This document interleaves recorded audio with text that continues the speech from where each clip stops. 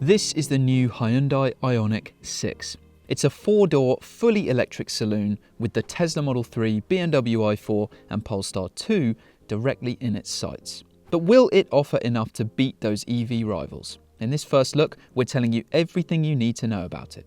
But before we get into all of that, if you want to see our review of this new EV as soon as we've driven it, subscribe to our channel. And to make sure you're paying the right price for your next car, go to whatcar.com.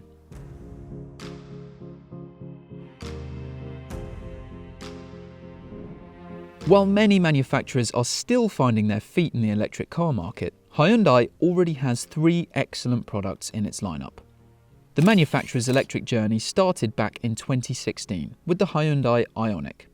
Hyundai's next dip into the fully electric market gave us the excellent Kona Electric in 2018, which was closely related to the Kia e-Niro. Then Hyundai really turned heads when it released the Ioniq 5 in 2021. Again with mechanical underpinnings shared with Kia and the Kia EV6.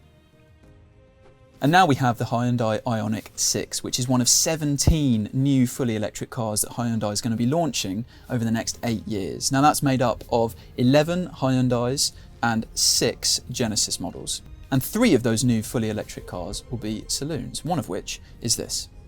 And the Ioniq 6 story actually starts with the Prophecy concept car, which we first saw back in 2020. And you can see the production version of the Ioniq 6 does still take some inspiration from the Prophecy concept car, most notably that swooping roofline at the back of the car there. And in terms of overall design strategy, Hyundai's spoken about wanting to avoid a kind of Russian doll look to its cars, in the way that a Mercedes S-Class looks like an E-Class, which looks like a C-Class. But Hyundai does still want some design cues to go across its electric car models. And here you can see that we've got the pixel lights, which we first saw in the Ioniq 5. Now in the 6, you've got some in the daytime running lights at the front, you've also got a big light bar at the back, and there's also other various groups of 6 pixel lights to echo the 6 in this electric car's name.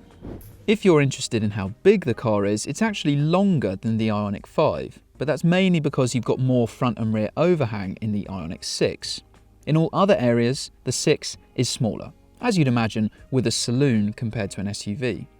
But its footprint overall is a bit bigger than that of the i4, Polestar 2 and Model 3.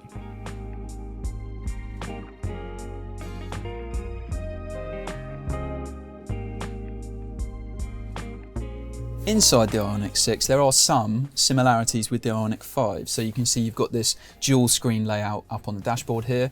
This is your digital driver display, and this is the infotainment system. And you've also got this panel down here with some physical shortcut buttons and the climate controls too. Also, like in the Ioniq 5, you can get these fully reclining front seats, although it remains to be seen whether we're actually going to get them in the UK or not. And there's quite a lot of recycled materials in here as well.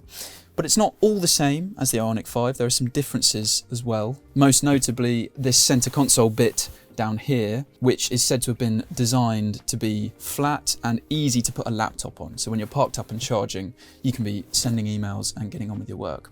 There's also now some lights on the steering wheel here, and they light up when you're charging the car and also when you're using the voice command system. And you can see as well there's this fairly dramatic and quite nice looking interior lighting as well, so you get that in the front and in the rear of the car.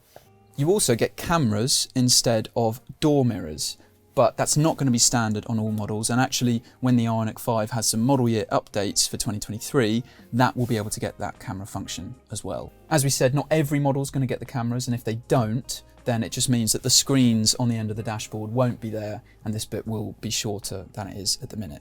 But overall, this does seem like a pretty good interior, decent materials around here, solid finish to everything, and compared to a Polestar 2 and a Model 3, it looks pretty good up front.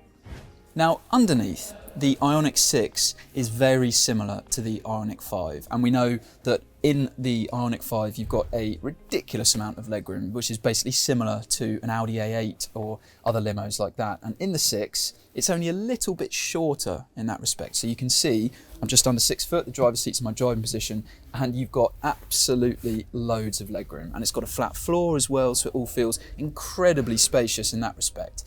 But if there is a downside in these rear seats, then because you've got that swooping roofline on the back, you can see that if I'm sat up straight, my head is touching the roof lining there. So feels a little bit cramped in that respect, but you really have a ridiculous amount of legroom here.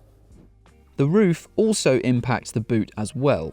No official figures for its capacity were available at the time of recording, but having a peek inside, it didn't look particularly big. For reference, the electric rivals this is up against are relatively practical when it comes to boot space. In our testing, we could fit 10 carry-on size suitcases in a Model 3, 7 in a Polestar 2, and 7 in a BMW i4, which is also the same total we could get into an Ioniq 5. Now, practicality might not be your main concern when you're looking at this kind of car. You're probably more interested in range, which of course is of crucial importance for all electric cars. Now, nothing's been confirmed, nothing's been announced, but it is expected that the 6 will have a similar battery offering to the Ioniq 5. In fact, it could have slightly bigger batteries, possibly with next generation batteries appearing in the Ioniq 6 as well. So that, paired with the fact that this is a saloon compared to the SUV, so it's got a more aerodynamic design, this will hopefully have at least as good a range as the Ioniq 5, and probably it'll manage to go even further.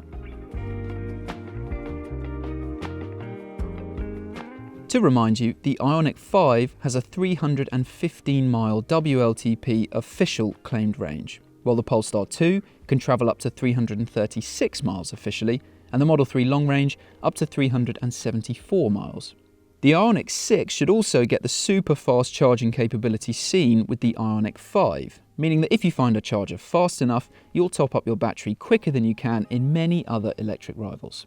It will get the same vehicle-to-load capability as the Ioniq 5 as well, which will effectively let you turn the Ioniq 6 into a massive 3-pin plug to enable you to charge a laptop or boil a kettle or even charge another electric car, albeit rather slowly. There are no performance figures just yet, but expect it to get the same choice of rear-wheel drive or four-wheel drive that you get in the Ioniq 5. And it's up against some pretty quick EVs, particularly with the fastest versions of the i4 and Model 3. There's also no official word on pricing, but expect it to start around £45,000 when it goes on sale. That's a jump up from the Ioniq 5, but competitive with the Polestar 2 and Model 3, and quite a chunk cheaper than the i4.